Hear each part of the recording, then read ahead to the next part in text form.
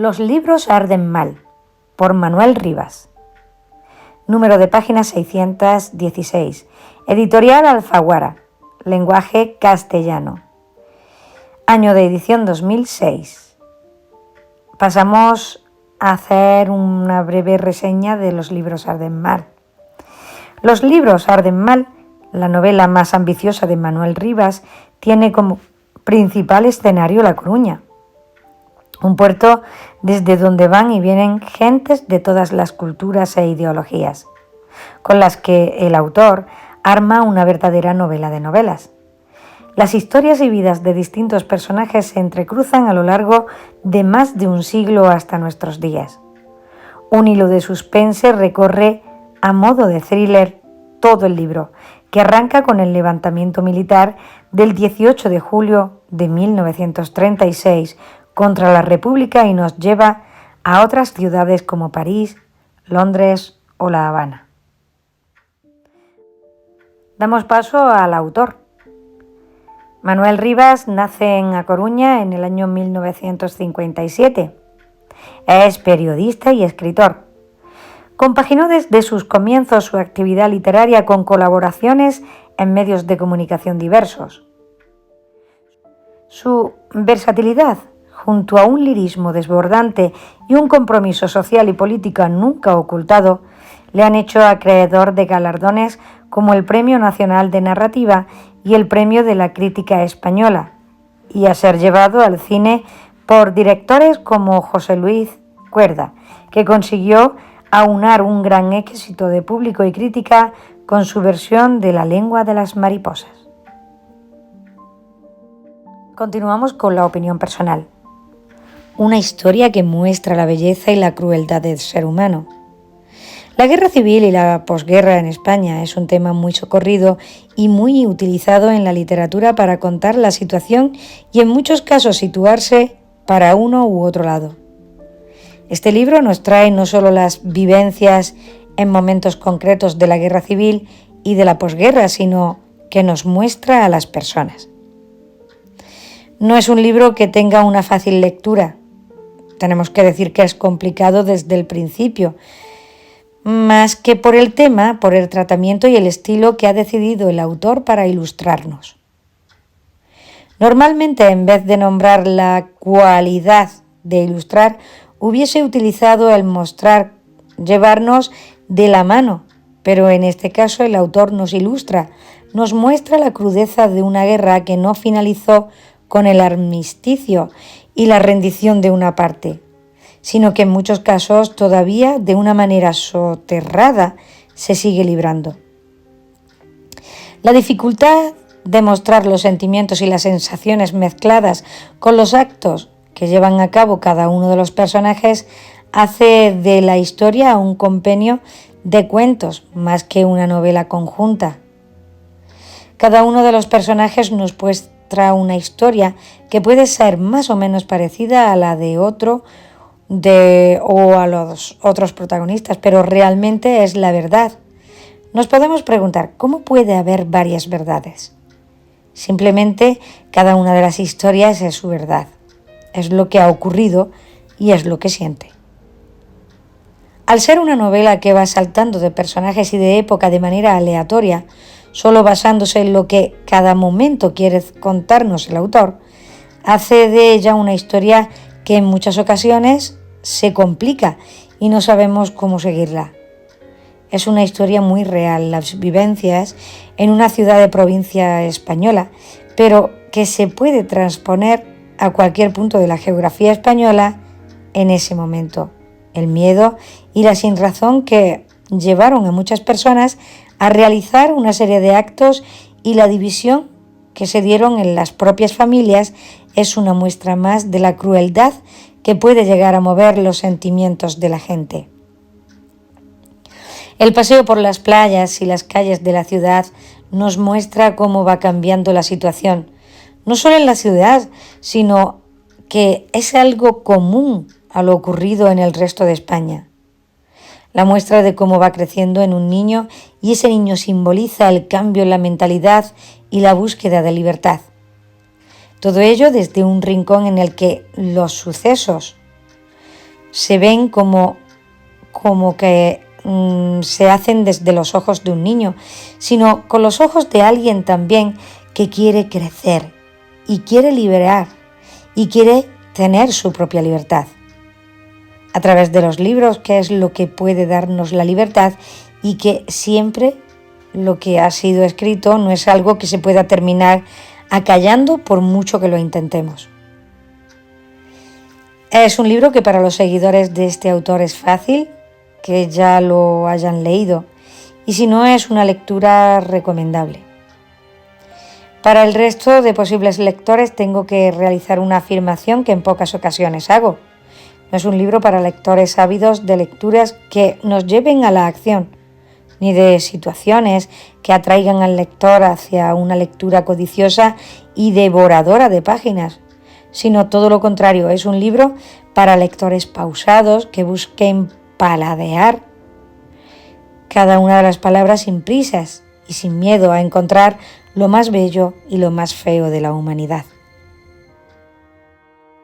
Manuel Rivas ha escrito ya de todo y ha merecido los más importantes reconocimientos literarios que se otorgan en España. Hay quien destaca su poesía y su faceta periodística, pero sobre todo merecen la pena alguna de sus recopilaciones de relatos. Y, aunque menos, alguna de sus novelas, como El lápiz del carpintero. Ahora ha querido construir una obra magna y ambiciosa, y se le ha ido la mano. Ha querido construir una fábula sobre el valor del lenguaje y de la literatura, sirviéndose de un artefacto narrativo bastante confuso.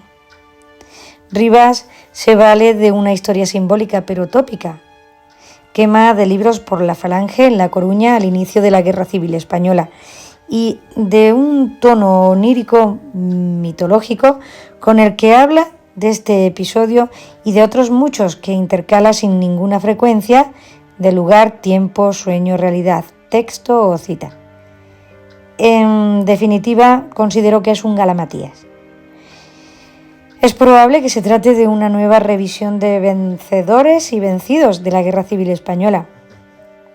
Aquí y allá resplandecen las cualidades narrativas de Rivas: prosa poética, fértil imaginación, habilidad para mezclar fantasía y realidad, esta vez dilapidadas al servicio de una maraña inextricable de hilos y personajes.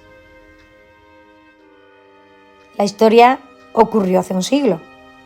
La cuenta Josep Pla en el cuaderno gris. Pardal era un humilde pescador de Calella. Un día se le acercó un veraneante engreído con aires de superioridad y le preguntó si sabía leer. Sí, señor, para mi desgracia.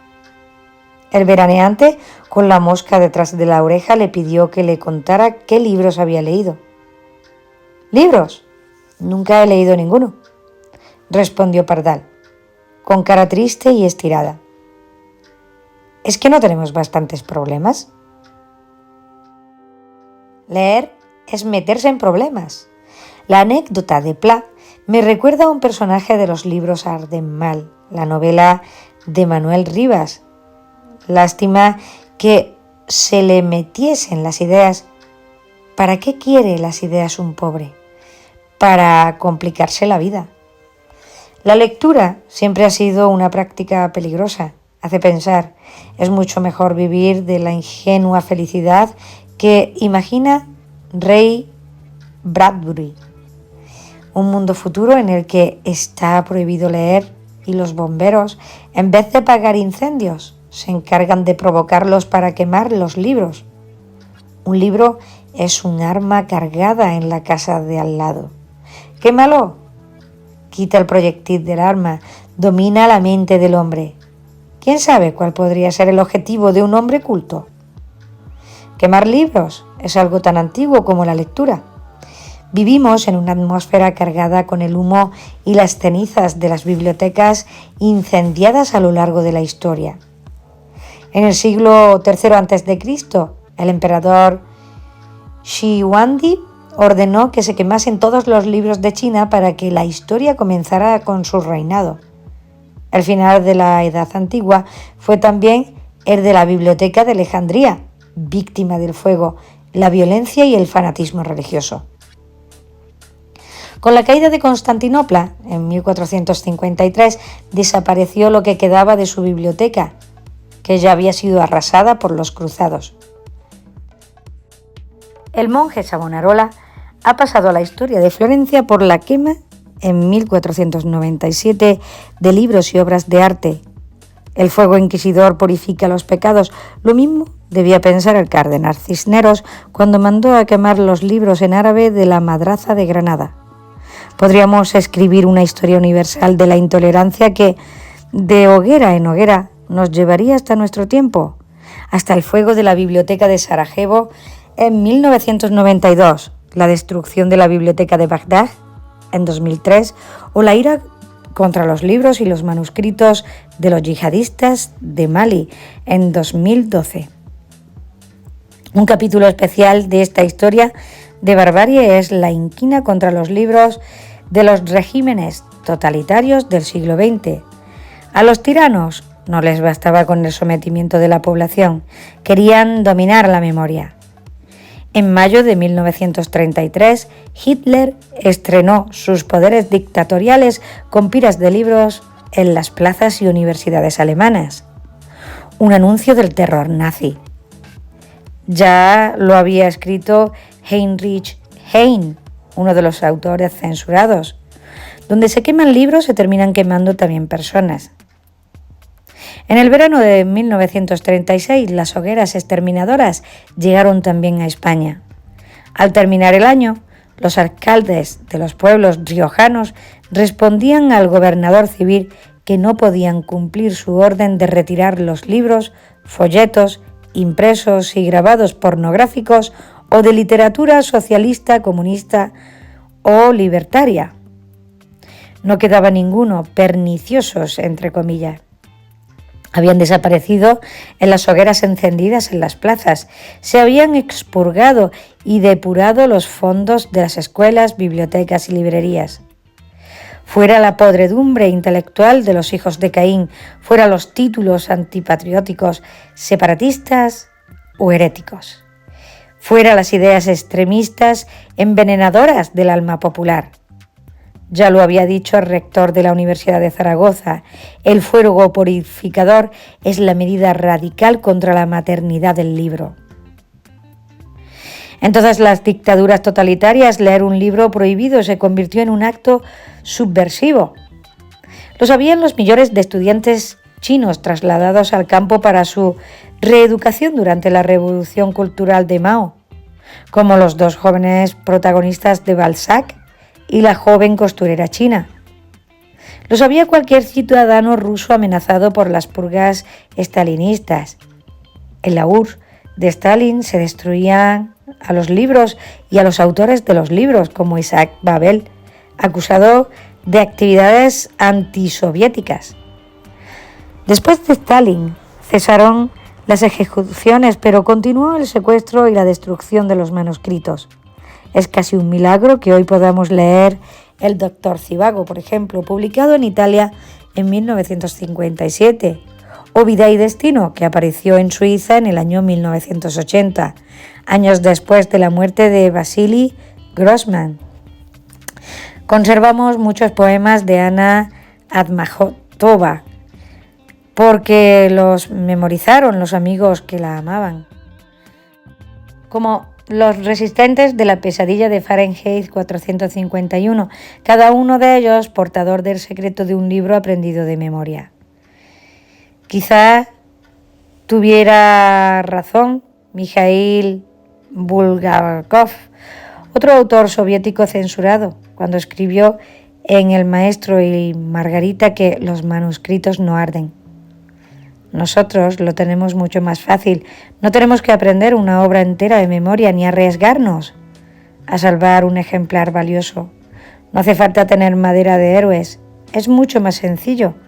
Basta con entrar en una librería y comprar un libro y encontrar el tiempo y el lugar para leerlo y contarlo. A veces basta una frase.